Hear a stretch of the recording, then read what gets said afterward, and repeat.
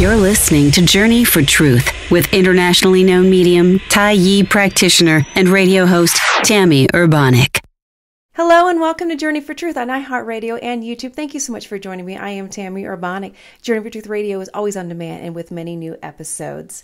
On my website, empowermentthroughhealing.org, you can go to Life Energy Flow Tai Yi Treatments, and on there is one titled Establishing the Core. This particular treatment is for people who tend to get pulled into other people's pain, and this helps a person kind of strengthen their core, strengthen their stand, where they stand, why they stand there, and really helping them prevent themselves from getting pulled into other people's choices. Haska Harrison with JonahLifeInstitute.com is going to be offering a seminar in May in Denver, Colorado. It will be titled, Are You Who You Think You Are? It's going to be a fascinating topic, fascinating seminar. It's over 2.5 days, Friday night, Saturday, and Sunday. Go to JonahLifeInstitute.com to read all about it, the exact dates, where it's located, how much it is, and you can sign up right there on the website. My guest this week is Alex. And Alex, pronounce your last name for me. It's Okoroji. I was so close. Thank you so much. Alex is calling in all the way from Nigeria. She is an actress, author, writer, and mentor. Today she shares with us about the naked truth. What is the naked truth? And how does she utilize that in her healing? And she's going to talk about some of the painful events that led up to really wanting to seek change and how to come to understand how to live in the naked truth and how she helps others live in their naked truth. Alex, welcome.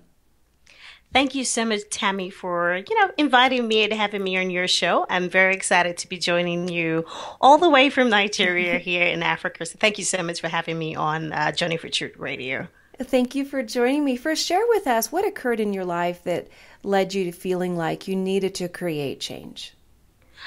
Okay. I mean, several things have happened, but, one of the most poignant, or should I say pivotal, happenstances would have been me going through separation and then divorce. I was married, and this was a marriage that didn't last for too long, actually. And then I got separated and moved back to my country. I was married to another actor from another African country in West Africa. And of course, the relationship wasn't working. And then I moved back home. But I left when my baby was about 6 months. So I moved back home with a 6-month-old baby. And here I was, a new mom, who's just a first-time mom. And then my marriage wasn't working. I was going through a lot of emotional trauma. And then at the same time, I had a career that totally was stifled because there was a new baby. My body had changed a bit. I wasn't the same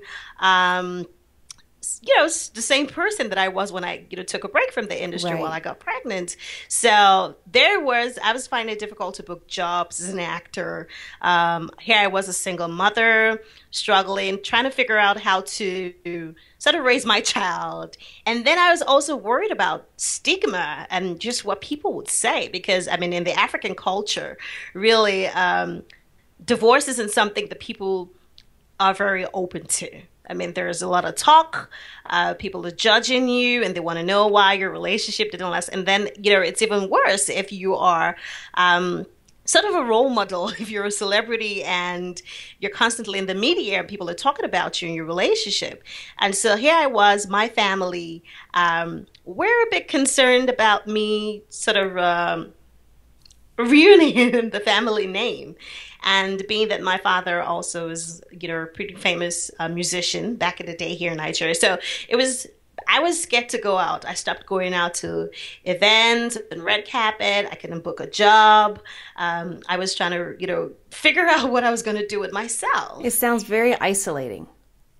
Exactly. Very, very. Because you can't tell anyone what you're going through. First of all, for the first 2 years, I couldn't tell anybody that I was separated. Right. So it was pretty difficult place to be, because people would ask me and go like, where's your husband? And I'm like, oh, he's fine. He's in Ghana. He's doing well. He's great. I kept lying to them because I was afraid of, what people would say and how people would treat me and just what the backlash of that would be, as regards even a career that was already I was already struggling with coming back. Because here's the thing, when you take history, 2 years is a long time to be gone. So when you take a break, there are new kids on the block who sort of take over where you left off. And that for me was a major issue. So now in your culture, do people tend to blame the female more than the male because of divorce? Yes, obviously the woman takes a whole lot more of the backlash than the man, because even in the traditional African culture, a man could have more than one wife if he chooses. Even though, I mean, if you're religious and you're a Christian or whatever it is, we know it's not.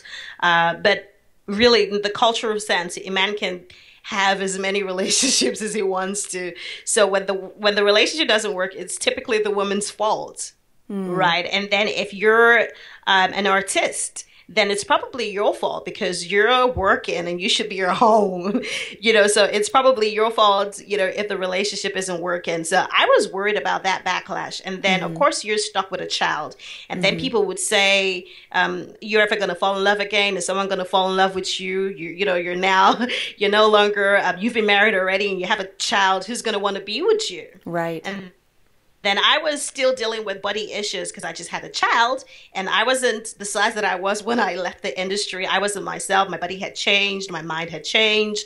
I was thinking, how was I going to raise a child by myself, all alone? So those were all of the struggles that I was dealing with. And did that lead to depression or anxiety? Well, yes, definitely. I was depressed. I didn't want to go out. I would get invitations to go out to a red carpet event or an award, and I just avoided going out because I was worried about every time I got on the red carpet, there would always be a personal question. Hi, Alex. How's it going? How's your husband? How's he being married? And I got tired of lying, saying, oh, we're fine. We're great, when that actually wasn't true. Exactly. So, of course, I was getting depressed because I couldn't tell anyone what was happening because I was also scared of sharing it and it getting to the to the press, and it became a front page news because someone had shared something that you had told them in confidence. And then it's not really our culture as well to sit across a shrink or a psychologist and sort of share what you're feeling. Usually here you just find a strategy or somewhere of dealing with your issues. Which makes it even more isolating too as well sometimes. Exactly. And I completely understand. I don't have your background. I'm not an actress. I don't have a press in my face and asking me these questions. So I don't understand that element, but I do understand the element of being a single mom and being scared after a painful marriage has ended and then being on your own. I certainly understand that. And I know, across the board, I think any single parent listening can understand that element of it. Because it's difficult and many times it's scary, especially if two people in a marriage part in an angry way or in a hostile way.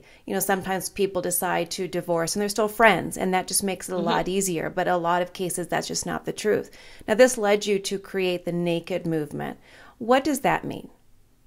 Okay, first of all, being naked really is you just having to strip all the cover-ups, right? All the covers in your lives. And cover-ups present themselves in forms of lies as well as limiting beliefs. And so being naked really is just you being honest about who you are, presenting yourself just the way you are, not being ashamed to be honest, to be transparent, to be open, even vulnerable, right? And be expressive. That's what being naked really is. And so the Naked movement really is a campaign. It's, it's a call to action. It's asking people not to be ashamed, to be authentic, to present themselves just the way they are, in making progress. So it's pretty much being naked, being open, and movement is in progress, making progress. Exactly. So how do you get transformed? By being authentic, or living your authentic best. So that's what, the Naked movement is all about. So what happened was I basically sort of started writing, and when I figured out that I couldn't see a shrink or talk to someone about what I was feeling or going through, I decided to start sort of penning my thoughts and, sharing my emotions. I started writing down how I was feeling because there was a lot of bitterness and anger. I'm sure. And just in disappointment and pain. And the only way that I would start to feel a little better at the end was when I wrote down how I felt. And then I figured, it would be best to share. So I started to share it on Facebook at first. And then I started to share on BBM and WhatsApp. And then people started responding. And the feedback was amazing. It was like, oh my God, Alice, I can relate to you. You're so bold. You're so, courageous. Well, you're probably saying things that other people are thinking, and thinking, I want to have the courage to be able to express this. I think a lot of people struggle with, they have all these feelings and pent up emotions, and they don't know what to do with them. They don't know where to take them or how to process them. And it sounds like you were very much modeling that it's okay to express these feelings. It's okay to write about it and talk about it. And in fact, that's a very healthy way to help yourself process through moving beyond those painful feelings. Exactly. And you're right, Tammy. That's really what happened, because it was almost like I was kind of like a voice for a lot of other people who were not courageous enough to share how they were feeling, what they're thinking. And because we're in a society where we're, really society suppresses our voice. We're bullied for being who we are and saying, what we think and how we feel. We're told not to we're told to act a certain way and think a certain way, right. Especially, so me being expressive was saying to everyone, hey, it's okay for you to be who you are and feel what you're feeling and not be ashamed. So yes, that's scary. Yeah, that's scary. But, I kind of took control of the narrative in a sense, because it was more like, okay, you're going to hear it from me first before you hear it from the press or anyone else. Perfect. So people they would laugh and go like, oh, that was funny. Oh, I didn't know that, but you're so bold. You're so courageous. So it was more like me saying, you know what? I'm going to take away the power from you to mock me. So I'm going to be in control of this. I'm going to share with you what I'm going through. And that's just me being in control of my situation. Perfect. And so, and that started becoming empowering for other people, because it was like, oh my God, I was thinking this, or I know someone who's been through this, or I've been through this myself, and that basically started my healing process. The feedback was more like I was building a community for myself. I think really, that's how to make it. That is one of the wonderful things about healing and moving beyond painful emotions, moving beyond the stagnant point in time, is that sense of freedom. It's that sense where coming to a place where I get to choose how I'm going to be. I get to choose how I want to feel, how I want to express yourself. And the media is not going to tell me how to do it. And that person over there is not going to tell me how to do it. I get to make that choice. And ultimately, everyone gets to make that choice. But it does take a lot of courage to say that and to live that in action, which is exactly what you're modeling, which I think is awesome. So that was one major step, writing. What were two more steps that you took to really make the Naked movement work for you? Okay, so I would say that the Naked movement probably has like three phases, and the first one would be expression. Okay. And of course, expression could be in different forms. It could be you having to share with someone you trust. It could be a psychologist or a coach or whoever it is you feel comfortable sharing with. It could be, a pastor or a close friend. And the other form of expression could be journaling, which is what I did because I didn't have anybody I could really talk to outside my family. So, and usually what happens is a lot of the times we don't realize what we're feeling until we actually vocalize it or we express it. Right. So, a lot of the time I was acting in a certain way. I didn't want to work. I wouldn't go out, but I couldn't really connect with the emotion. I couldn't really tell I knew that I was going through all of these things. Not until I started writing about them that it started being clear. So usually the first step would be expression, and the second phase would be awareness. And that awareness usually comes from expression, because when you start becoming expressive, there's a certain discovery that you make, right? And that discovery, sort of brings a clarity in a sense. So let's say, for example, you're struggling with weight issues. You have a weight goal. Maybe you're not very comfortable with where you are right now, and you would love to lose a couple of pounds, or you're a whole lot more, more overweight than you'd usually want to be. Now, most times, the people deal with those kind of issues by sabotaging their goals, right? Nobody talks about it, they want to talk about it or share exactly how they feel about being overweight. Now, the moment you're able to find the courage to express where you're at and your discomfort at where you're at and where you'd love to be, there's a certain clarity that comes from that. Because if you start to say, oh, I'm not happy that I'm overweight and I hate the fact that I can't fit into my favorite jeans or whatever it is, then you start to ask yourself, why is it that I'm overweight? What is it that went wrong? What am I doing wrong? Maybe I'm eating a little too much, or I'm eating the wrong food, or I'm not exercising enough. So you start to gain some sort of clarity. Now, with me, it was more like, okay, so now you're divorced. Why did it work? What was it? What was it that, led to where you are right now? What would you have done differently? What would you have handled? Where would you want to be? How are you going to handle being a single mother? Where do you want to go? Now your career is a little, what's going to happen? So all of those questions, it brought a certain awareness. And then I started to ask myself, okay, so yes, I have this acting career, but I have other creative skills. Now, here's the thing. My ultimate goal is to empower people. So acting isn't going to be the only way that I can do that, because I write and I talk. And so, it brought a certain awareness, really. And I realized that there are a lot of things in the relationship that I kind of looked past, that I wasn't being honest about. Exactly. That's what, comes, you discovered that you were starting to lose a part of yourself. So exactly. your other creative tendencies. So expression is phase 1. What are phase 2? What is phase 2? Phase 2 is the awareness stage. Now, so when you go through expression, you get to the next phase, which is awareness. Now, what you discover is very important, because, whatever you do with the things that that's where you start to ask yourself certain questions. Those questions obviously deserve some answers. So the moment you're able to ask yourself certain questions, you're now aware of how far you've come, or what the real situation, what Wonderful. the sauce. Yes. What the sauce of the issue is, because that's another thing. It's one thing to have a problem. It's another thing to understand what the sauce of the issues really are. Exactly. And the moment you're able to be aware of what the sauce really is, that awareness takes you to the next phase, which is your transformation stage. Now, it's what you do with what you find, what you discover in the awareness stage, that helps you decide what form of transformation you need to make.